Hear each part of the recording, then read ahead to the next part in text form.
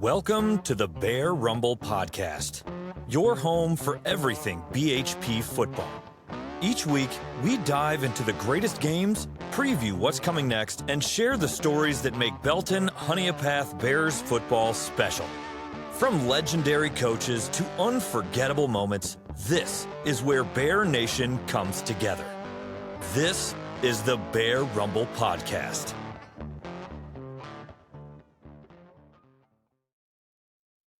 Welcome back, Bear fans, to another episode of the Bear Rumble Podcast, the first of 2026.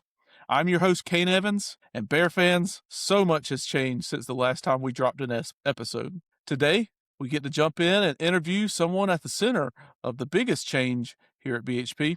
We welcome new head football coach, Coach David Carne, to the podcast. We'll talk with Coach Carne about his football journey, what is special about BHP, and what he brings to the football program. After the interview, I have a quick update on them Bears and the Bear Rumble podcast, and as a whole, and what to expect going forward. But with that, let's go ahead and jump right on in with Coach Carne. All right, Bear fans, this week, the first episode of 2026, we welcome in new head football coach, Coach David Carne, to the podcast. We're excited to talk to him and kind of get to know him on this podcast. Coach Carne, welcome to the podcast. Thank you for having me. Excited to be here and looking forward to it. Absolutely. That's great. I'm going to go through a very short background, but then I'll give you a little opportunity to tell us about maybe fill in some of the blanks that I don't have. Coach Carne, you were named the head football coach at BHP February 23rd. You come to BHP after spending 7 seasons at your alma mater, Seneca High School. Before Seneca, you were at Greenville High School for 5 years, and then even had some time over in Georgia across the border. And then with that, you still also have some deep ties to the upstate as a whole, graduating from Clemson, coaching at Presbyterian. And then you're also on staff at maybe one of the most prolific high school football programs ever in the state of South Carolina at Burns under Coach Bobby Bentley. Tell us a little bit about that background and where you come, what shaped you getting here to BHP. Yeah, kind of as you mentioned, it's been a journey for sure, and been a lot of stops along the way, all of them intentional and all of them awesome in how they've kind of shaped my experiences to this point. As you mentioned, I'm from Seneca originally. My wife Elizabeth and I are both from Seneca. We've got, I'm a dad, I'm biased. We got 2 awesome kids. Our daughter Bailey is in a grad program down at Georgia Southern. And then our son Matthew is in the Teaching Fellows program just down the road at Anderson, where he's majoring in secondary education. Math is his major, and he works with the football program over there. Mm-hmm. So we're really proud of the kids. But it's been a long journey. As you mentioned, we graduated Clemson in the late 90s. And then I was really fortunate early on. Tell people this a lot, that 3 guys that I worked for very early in my career were very formative for me. And that's Tom Bass, a longtime Seneca coach. I played for him. And then while I was at Clemson doing my undergrad, I coached JV football for him for 4 years. Stuart Holcomb at Greer, who was the first coach in the history of South Carolina to go 15-0. I worked for Coach Holcomb in the late 90s. And then obviously you mentioned Coach Bentley. I worked for Coach for 2 different times during my time at Burns with him in the early 2000s. And then also Presbyterian College. So just really formative experiences for me working for those 3 guys. They were all different in how they, their scheme was different, I guess you would say, but they had some common threads that were really impactful on me as a young coach, just in their attention to detail, their work ethic, their professionalism. So I was really fortunate early in my career to be able to work for 3 guys like that. Yeah, absolutely. And with that, are they any moments in there where you can look back on that really solidified wanting to be that coaching, being in that coaching profession? Yeah. A couple of things really stand out, to be honest with you. I knew from the time that I was a little boy that football was my passion and my love. In fact, my mom still has, probably somewhere in her attic, little drawings of stuff, that I would do in like the first grade, right, where I'm trying to draw football plays and stuff. So always knew that. I think I was lucky that I found my passion at a really early age, and that's kind of unusual. But then also I can remember I was a high school assistant coach for probably about 10 years before I went, about 8 years before I went to PC with Coach Bentley. and got some collegiate experience there coaching running backs, which was awesome. I learned a whole lot. It really benefited me in the long term of kind of maybe understanding a little bit more about the recruiting process, the financial aid process, how all that ties together. But during that time, it also kind of solidified for me what my role really and my calling really was. I can remember being with my wife, Elizabeth, and having a conversation back around, early '08, and just knowing that this has been awesome and I've loved it and I've learned so much. But I think my calling's to get back in high school and be a head coach and really try to impact kids that way. And so I was fortunate to get an opportunity to do that over in Georgia. I was 32. I was young and dumb. I was not ready, but I learned a whole lot. And so that was really awesome. And then coming back to Greenville, I guess that was 2014. Not the best decision in terms of the time to take the job. It was when Greenville got sent up to 4A for the first time. We weren't ready, by the way. Congratulations. You're going to be in there with Greenwood and Lawrence and Hannah and Hillcrest and Westside. And so that was a rough 2 years. But we got it turned back around where it needed to be, and the program's still in great shape today. And then coming back to my alma mater for 7 years was rewarding in a different way. And so that's been good too, kind of rebuilding the program. It was not in a great place when I got here 7 years ago for a variety of reasons, but we are definitely leaving it a lot better than we found it. Absolutely. Well, let's talk about that, not leaving, but why BHP? Tell us a little bit about what drew you here and coming from going from Greenville to Seneca. There's a lot of outside influences that may, I'm not going to name names, team maybe in Central that you don't want to talk about, but no, tell me about why coming to BHP means something to you. Yeah, well, I've told a lot of people that I think it's important to know I'm coming from a good place, and I think that should speak to how special BHP is, that this is my alma mater and a place I was very comfortable. And, we're coming off one of the 2 best seasons that's happened here in 30 years. And so, in fact, I think me and Coach Bass, somebody told me the other day, we're the only 2 guys that have had a 4-year stretch where we've won 8 or more games in 3 of those 4 years. And so the program's in a good position. But moving forward, BHP is a special place and a unique place. And just in terms of, obviously, the on-field success and the job that Coach Blackson and the staff have done over the last several years, I mean, everybody knows that. But it goes deeper than that. When you combine that piece of it with the fact that it's a place where football is still really, really important. And in 2026, that's getting pretty rare, But you see that in the commitment from the school level administration, from the district level administration. There's some great, kind of what I call program pieces in place. A great strength coach in Kevin Smith, a really strong coaching staff. There are, I think, 8 or 9 guys that are on campus at BHP that are football coaches, and that's kind of rare nowadays. You don't see that so much anymore. And then a couple more guys, obviously, at Belton Middle and at the feeder elementaries. So that commitment by your administration to have teachers on campus as coaches, those things are the things that to head football coaches are very, very attractive and illustrate the commitment by the school and the district. Yeah, absolutely. And I think we see that. I think a lot of times people in the community may not see it as in depth as maybe outsiders see it. We understand it. We go to those Honey Path Middle games on those stone bleachers, and Belton Middle games and rec games. I think everybody's grown up playing those. I think a lot of those, and BHP is still one of those. I think a lot of coaches talk about that one school district where everybody in the district wants to be a BHP Bear. And I think, I'm sure that that really plays into some of that.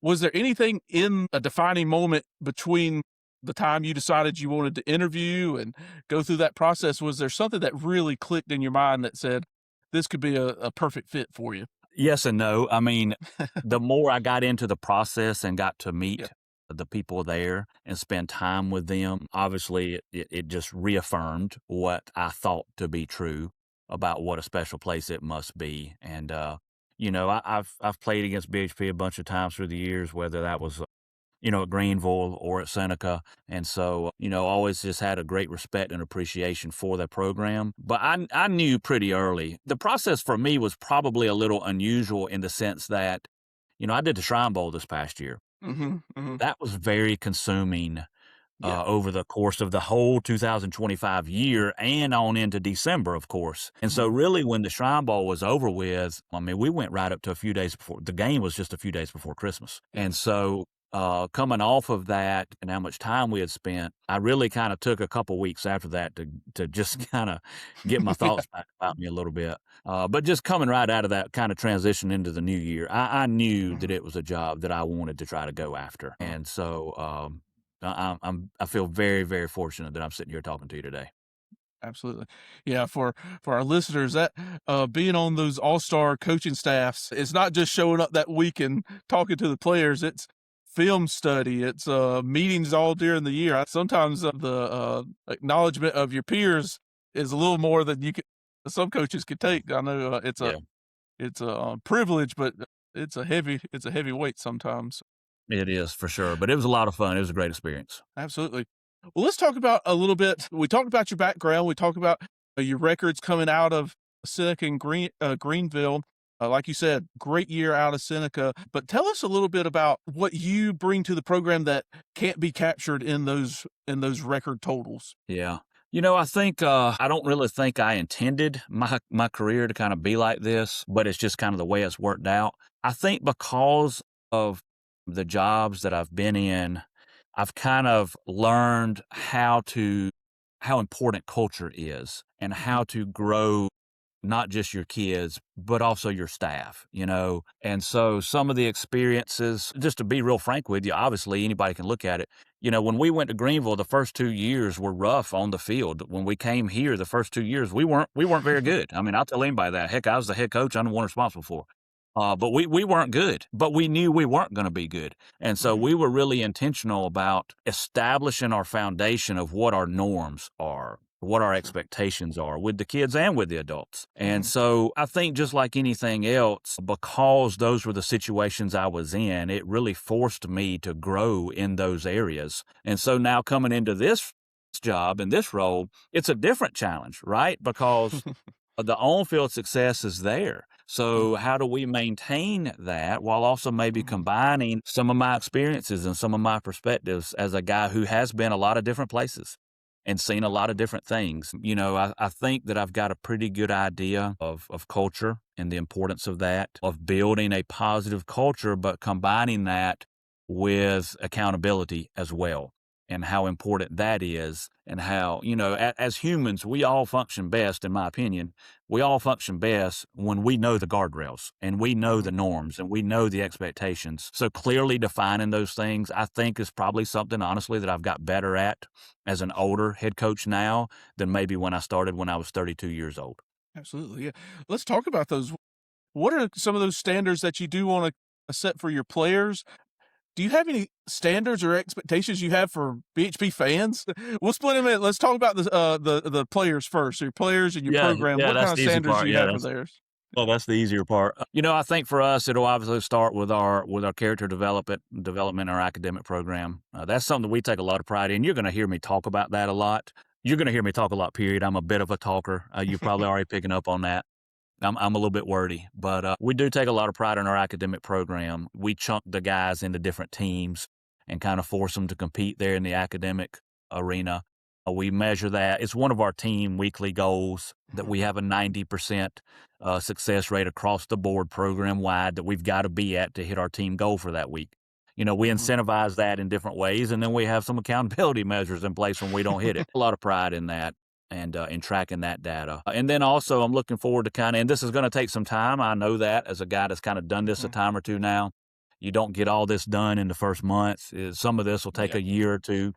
But establishing some of our outreach things that we'd like to Yeah. do, elementary reading program, Books with Bears, we'd like to get that going. Our middle school mentor program with our feeder middle schools, we'd like to get that going as well.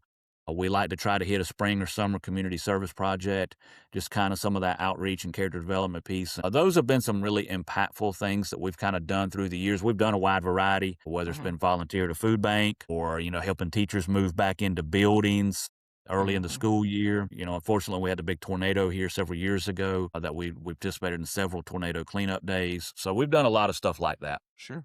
Absolutely. I think that will be the student athletes will start um, really will really take it hold on those sort of things when they're able to give back to the fans and community that come and support them. Let's talk about that. Do you have any of those expectations or standards that you want Bear fans to hold to? Keep being loud, number one. I can tell you from being on the opposing sideline, and keep getting there early. One thing that always kind of impressed me about BHP was when you go to BHP, the fans are going to be there early, and that's not the norm. Sometimes, when you're inside it, you don't really know what the norm is other places. Well, I'm kind of coming from other places, so I'm just bragging on the fact that the fans get there so early. They're so engaged, and it is just being positive. We all have moments that we don't want to be judged in our worst moments, right? But just being positive and appreciating how much work and time and effort go into a Friday night experience. And, when I think about that, obviously I think about the football team. But I'm also thinking about those cheerleaders, and I'm thinking about those band kids, and I'm thinking about the adults that are volunteering to do the chains or work in the press box. Everything that goes into a Friday night is truly a labor of love, no matter what avenue you're coming to it from. So just respecting and appreciating that and making that Friday night experience as positive as it can be for everybody, I think that's something that we can all strive to do. Absolutely. I think that's a great way to state it. This might be maybe your easiest question of the Okay. podcast. Let's talk about on field. What's a David Carne offense looks like? And then we'll talk about the defense after that. What's a David Carne offense look like? Well, if you would ask people, there's probably a couple different answers to that. We typically have been, in the gun 3-4 wides most of the time. We've had years where we've pushed tempo. We've had years where we just operated at kind of normal tempo. But typically what you are going to see with us is we're going to be good at something. And from year to year, that might be a little different. One year, we've been really good at inside zone. The next year, maybe different linemen, maybe smaller guys that move better. Instead of maybe getting so much push and knock back, maybe we're more gap scheme oriented in what we do. I would say this moving forward. Obviously, I'm not coming in to reinvent the wheel offensively or defensively. BHP football is a place that prides itself on tough physical football, running the ball and playing physical, aggressive, fast defense. We're going to continue to do those things. Again, got great staff in place. I've already been talking through some things with Coach Jenkins about, kind of marrying up maybe some of the stuff that we've done a little bit in the pass game with some of the stuff that's already in place in the run game and kind of marrying those things together a little bit, which is easy to do with some of the RPO stuff nowadays. And then defensively, we have been in an even front the past few years here at Seneca because that's kind of been what fit the skill set of our kids. I think in general for most high school kids, that kind of defines their gap responsibilities and cleans up some linebacker reads a little bit for guys as opposed to maybe being in some odd front. But we've played odd front too as a mixer. So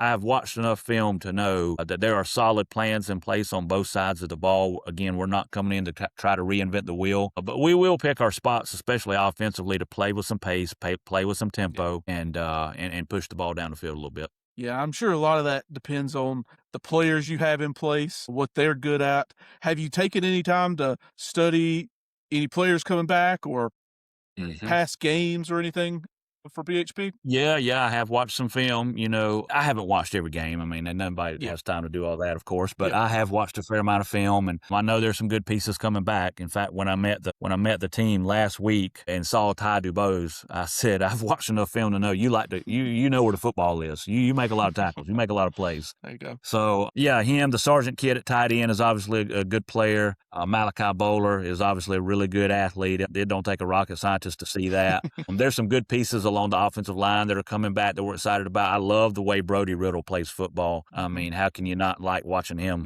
get after people out there on the football field? The Glenn kid up front on the D-line is a kid that causes some problems. So excited about having him back. Yeah, we've been able to spend a lot of time and dive into it a little bit. I think everybody I talk to, Brody Riddle is your coach's favorite player. You might not know who he is or what he plays, but he's always your coach's favorite player. So that's all kind of a moniker for him. I will say, talking about past games against BHP, you've coached against BHP in three that gone down in some BHP lore. There's three in a row at Greenville. I think 16 it was 43-40. I think BHP scored on a last 2-minute drive or something like that to go up. And then 2017, BHP runs a kickoff back with like 30 seconds left, and then you guys come back down and score a touchdown to win. And then 2018, it was a 25-24. I think Yeah. you've been on both sides of those kind of games against BHP. Yeah, we had some battles during those 3 years. Those were great games. If I'm remembering correctly, I'm pretty confident that we were in region together in 16. I know we were in region together in 17 because That's that was right. for the region championship down at BHP Yep. that night. And then I think in 18 we were no longer in region together, but Coach Black and I scheduled each other non-region just to Yep. keep that going. And it Yep. obviously, those were great games. Yeah, those were 17 was more fun for me, obviously, but no, those Yep. were some really, really good games. Teams competed hard against each other. Absolutely, yeah. Let's talk about one of the big things that I think BHP prides itself on is tradition and community. I think with the two-town aspect coming into one school, I think that's a big thing. Talk to us about either in your past or what you see for BHP, how both tradition and community is either a benefit or something that you have to kind of wade through in your time at BHP. Yeah, well, I think kind of what I touched on earlier, the uniqueness of this situation, really, I'm excited to kind of lean into what's existing and Mhm. learn about that, because again, there's been a lot of great success on the field. It is a place. The community aspect was one of the draws for me, to be honest with you. I think maybe you mentioned earlier a one school system, a one school Mhm. district, that's very appealing. And so Mhm. the way that the community supports BHP football, and I would also add, I was a dual sport parent as well. Mhm. My son Mhm. played football and baseball. And so we had some really good battles baseball wise when he was at Seneca. And I Mhm. guess that would have been like the spring of 22 and the spring of 23. Mhm. We had some great Mhm. baseball games with BHP. And so Mhm. one of the things that I always noticed was how, whether we're talking about football, talking about baseball, I know in softball, a lot of things, how much the fans and the community turns out to support BHP athletics in general. And I always admired that. I always thought a lot of that. So that part was very appealing to me. From a tradition standpoint, I'm sure that there's some things there already in place that I'm looking forward to kind of leaning into, while maybe also bringing some stuff that we've done kind of within Absolutely. our program that's been good. One thing that we do that's kind of unique, maybe, I'm sure other places do it, but we have what we call circle meeting on Fridays that we do during our pregame preparation, where we have our seniors and our coaches share what we call the 68. And basically, their 68 is kind of what makes them go, what makes them tick, what's their purpose. And so those have been some really impactful moments that we've had with our kids and our coaches through the years. And so kind of looking forward to establishing that. And that's a great way for us to learn about each other. I'll Absolutely. do a 68 as well, so the kids learn about me and kind of where I'm coming from. And so those will be some things that we kind of bring from our experiences. Absolutely. Yeah, it'll be great. I think we don't know what sometimes BHP we can get in our BHP bubble, and it's going to be great to see what you can bring here and really elevate some stuff. This is our last long question. We got a couple of fast ones after this, but give Right. us that vision. What's 1 year look like? What's 3 years look like? What's 5, 10, whatever you want to go? What's that vision for BHP football for you? Yeah, just to continue the excellence that's already in place and build upon that, and building a total. I truly believe in total player development. So building a total program in all areas, whether we're talking athletics, academics, the character piece. And honestly, Kane, I firmly believe that you really don't know until Mhm. 15 to 20 years down the road, because Sure. we're still dealing with kids and at a very impactful age of their life. And oftentimes we're also dealing with assistant coaches that are going through life. So Yep. what impact and what development are we having on them as well? And that's probably not the same answer I would have given you when I first became a head coach. And even as a young assistant, I was a little bit more about, okay, year one, X number of wins, year three, X Sure. number of wins, year five, we want to, do this. Mhm. All those things really do matter. I mean, there's bulbs Mhm. on a scoreboard for a reason, right? They light up on purpose. There's a reason for Exactly. that. But the bigger purpose in terms of what kind of young men are we helping to build? What kind of Sure. husbands and fathers are we helping to build within the staff? Or Mhm. are we not? Because that goes both ways. I think maybe I was a little lucky early in my career at Burns. I can remember in December of 2003, being on the field at Williams-Brice. We had just beat Conway to win the state championship and went 15-0. And I remember thinking, what now? And that was a really impactful moment for me and kind of shifted my thinking, not in the immediate, but shifted my thinking in the long term of what is the purpose of what we're doing here. And we were fortunate to go and win it again the next year and just kind of, reinforce that is awesome and that is great. But that's ultimately not the mission of what it is we're trying to do. Is that a byproduct? Absolutely, and we're working for that every day. But really, our mission is to build the best people we can in the hallways of BHP. Our mission is to build the next generation of people that are going to contribute in that school and in that district. Because one day we all going to be old and they're going to be taking care of us. So we better tend to them best we can. Absolutely, yeah. I think that's great. I think one of the stories I always hear about coaches who go coach under Nick Saban is the 9:00 meeting after a national championship. Some people feel that grind, but it's not a grind when you have this higher calling, when you have students that your grind is the players and one day men and fathers and all that sort of thing. Those kind of grinds can kind of go by you can get through those sort of things when you have a higher calling like that. And I should probably add, I don't want to minimize the on-field work and the weight room work and we're certainly going to have a high standard of work ethic in there and work really hard. I don't want to minimize that at all. There's going to be some moments of very tough love. I say tough love's tough for a reason, right? We're going to coach them to be great in the moment and coach them really hard, but I don't know, I guess maybe just perspective and experiences in different places. And then, I think one of the coolest things, I've told some people this, when I got the job, I probably got, the number of text messages and phone calls I got was really overwhelming. But the ones that meant the most were the things that I got from former players, whether that was here or whether that was at Greenville. I had some guys from my Georgia days reach out to me. Those are the things that are most impactful. And that really meant a lot to me. I can attest to that. I think, especially on Twitter, most of the responses to the announcement photo or graphic was past coaches that you coach with or players or Coach Bentley even said something, just the amount of people who reached out and said, great hire or great guy, all that sort of thing is just testament how you've gone through this coaching process before BHP. So we're excited for all that. Yes, sir. Thank you. All right, Coach.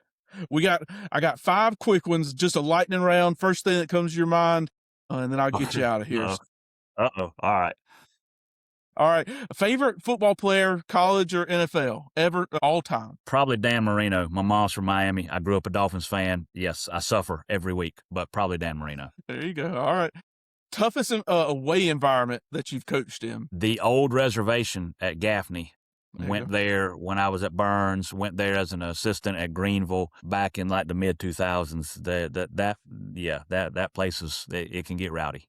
They weren't ready for it either, I'm sure. I think, yeah. So they've been playing that for a few weeks when you guys walked in there. Oh, yeah, for sure. Yeah, Burns and Gaffney don't love each other. Yeah, that's right. You talked about one. Is there any other maybe a tradition that you're excited to start here at BHP? You talked about the 68s. I think probably I mentioned the 68s. Yeah, I'd probably lean on that one. Yep. There we go. What's your best coaching advice you've ever received? Players, not plays. Players, not plays. That came from Coach Bentley. I'll never forget where we were. We were actually at a 7-on-7 up at Wake Forest. It was 1,000,000 degrees. We were in a tournament, and it was like, 4th and 15. And he called something that shouldn't have been a good play based on the coverage. And we had a receiver named Jamar Wright that ended up going to Duke and being a captain up there. Great kid, but also a great player. And Jamar just goes up and made a play. And I'll never forget Coach Bentley slapping me and saying, players, not plays. Players, not plays. Get it to your players. There you go. All right, what's that one word that defines a Coach Carne football team? Hopefully detailed. Tough, detailed, and disciplined is kind of what we try to be, being detailed and disciplined, physically and mentally tough. I would think all those things are hopefully what you're going to see from our team. Toughness can take a lot of different shapes. It's not just about how hard you block down and kick out. Toughness is also seen in those moments of how competitively mature you can be. Competitive maturity is something that we work on in our program. We teach, we measure, we track like adverse moments, and then how our response is to those things, because that's kind of how we try to teach mental toughness, is how we respond to those adversity situations. And so, yeah, that's probably too long of an answer. It was one word plus. I'll give it to you. So there you go. No. Well, that's my 5. Coach, thank you so much for being here with us. It was great talking with you. I think you gave a great insight. I think we're so excited to see what's to come for BHP.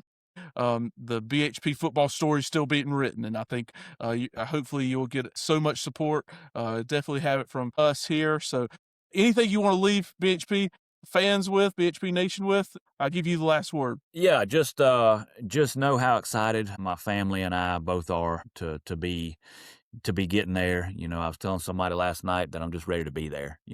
During the transition phase over the next couple months, that part's always kind of tough, but just really looking forward, really excited, humbled about the opportunity, because it is such a good place, and a place that I've got so much respect and appreciation for. And so just really, really thankful and ready to get to work. Absolutely. Well, we do sign off here. I don't know if you remember ever listening to the Ron Scarborough call-in show back in the day. I think Bear fans would kind of take over that sometimes, and they'd give him a "How about them Bears" before they got off of his call. So I try to sign off for that. Let me hear your very best "How about them Bears" before we get off. All right. How about them Bears? There we go. Thanks, Coach Carne, and we're excited to see what's going to happen this next couple months with BHP football. Yes, sir. Appreciate you having me. Well, Bear fans, we want to take this moment once again to thank Coach Carne for being with us. We're excited for what he brings, and I know there's a lot of excitement around the football program. However, I do want to close this episode a little differently than most weeks. I'm going to put my host hat down for a minute. The stats, the analysis, the football talk can wait, because there's something a little heavier sitting on this community right now. And I think if we don't say it out loud, honestly and directly, we're going to keep talking around it while it quietly does some damage. And not just because we introduced a new head coach last week or had him here on the podcast today, but because moments like this really reveal who we are. BHP football has meant something special to me most of my entire life, not just as a fan, not just as someone covering the program. I played on that field. I sat in those locker rooms. I sat in those stands. And as a young man, I learned a lot of things about myself that I still carry today after wearing that navy and red. So when something shakes this community, I feel it personally, deeply. And last December, continuing through now, this community is shaken. There's hurt here. There's confusion. There's frustration. And depending on who you talk to, there's anger. And it could run pretty deep. I'm not going to pretend otherwise. I'm not going to gloss over it with football cliches and tell you to trust the process. What I am going to do is tell you the truth as I see it. As I say, I don't have any insider knowledge or behind the scenes, but this is just how I feel. Coach Blackston is a friend. I want to make that clear. I'm not saying that because it's a disclaimer, saying it because it matters that you know where I stand when I say what I'm about to say. He poured into these young men in this community, including myself and so many of my friends. He invested his time, his energy, and his beliefs into BHP football.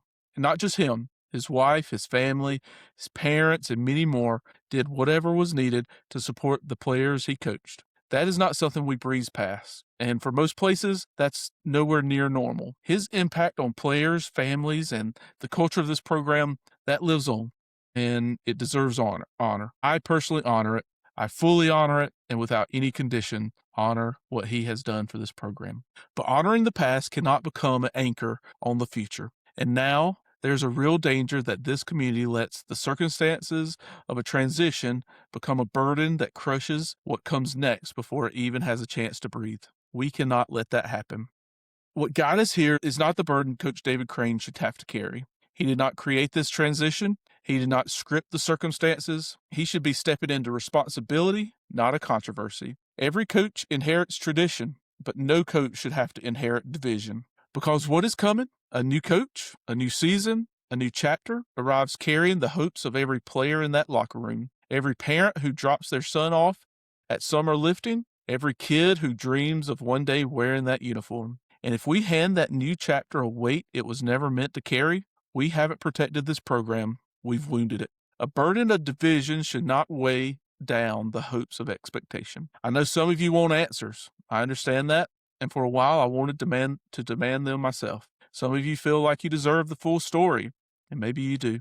There's a part of me that feels that too. But here's what I've had to sit with. If a decision was made in good faith, then we move forward with trust. If it wasn't, then we move forward with character. Either way, we move forward. That's not weakness. That's not blind loyalty to anyone. That is the hardest, most mature thing a community can choose to do.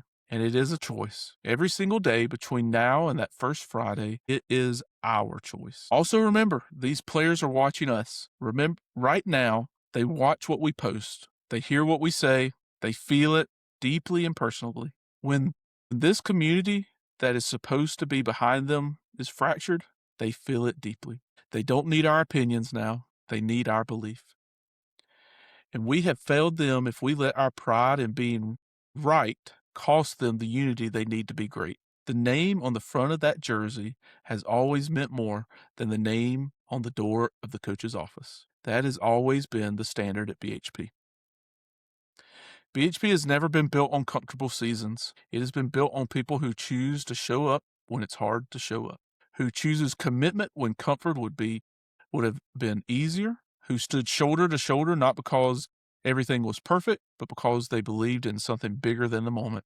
That is who we are. And now that community, that character, that belief welcomes Coach David Carne. Not with conditions, not cautiously, but fully. The boys in that locker room don't need your doubt. They don't need your division. They need your voice, loud, unified, and pointing forward. The story of BHP is still being written. We are turning a page, not with bitterness, but with belief. Belief in our players, belief in this community, belief in what has always made BHP strong is not measured on scoreboards, not held by a coach, not crowned with a championship. That belief is in us and how we respond. It's the people who stand behind this program when standing is hard. I ask you to do that again. This is still our program. This is still our BHP, and these are still our big bad bears. So let's protect it. Let's pour into it. Let's move forward as two towns unified behind one team. I thank you for being with us for this first Bear Rumble podcast of 2026. We ask that you subscribe and tell others what we do. With that, I also want to take a moment and talk about what the transition means for us, for ThemBears.com and the Bear Rumble podcast.